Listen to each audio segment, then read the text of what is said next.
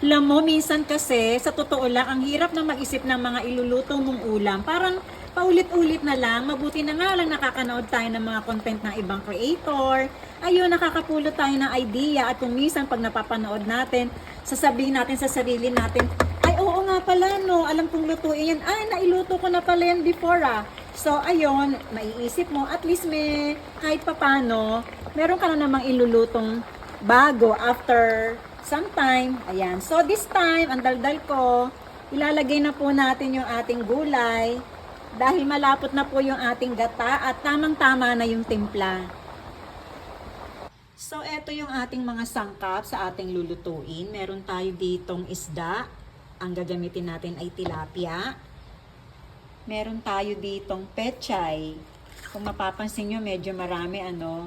Kasi ganyan kami magluto ng pag may sahog na gulay.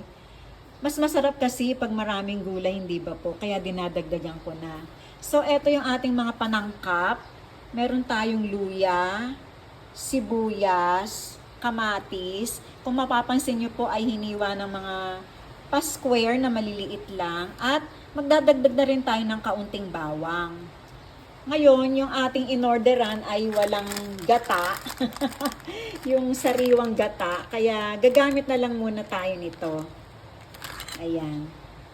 Tapos yung ibang mga panangkap, mga panimpla, aromatics, later on, ay unti-unti na nating isasahog sa ating lulutuin.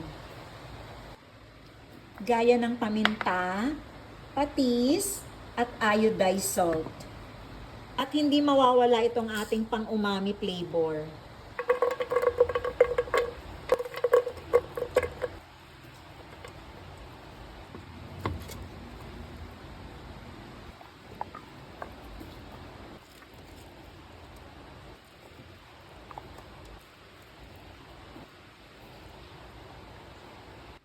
Isang kutsaritang iodized salt.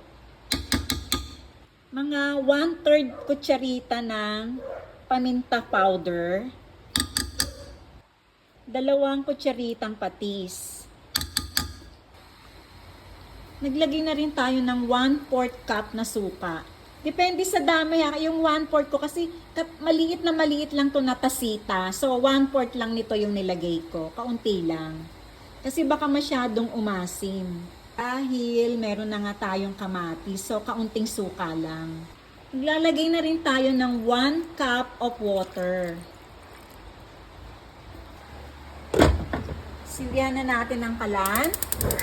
Sa puntong ito ay hahayaan muna nating maluto yung ating suka bago tayo maglalagay ng pinakasabaw natin na gata. Naglagay lang ako ng medyo maligamgam na tubig at dito natin kakanawin yung ating gata. 2 pakete yung ating gagamitin para mas malinamnam yung ating gata. Nakuluan na yung ating suka, kaya unti-unti na nating ilagay yung ating gata. Hindi ko muna ibubuhos lahat para hindi makulta. Medyo hihinaan lang natin ang ating apoy.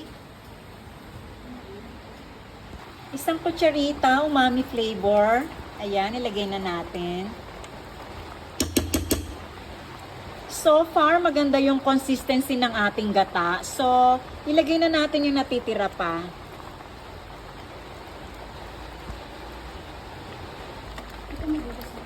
Luto na ang ating sinanglay na tilapia. Tikman na natin ulit. Nagdagdag tayo ng kaunting iodized salt kasi medyo tumabang nung sinama na natin yung gulay.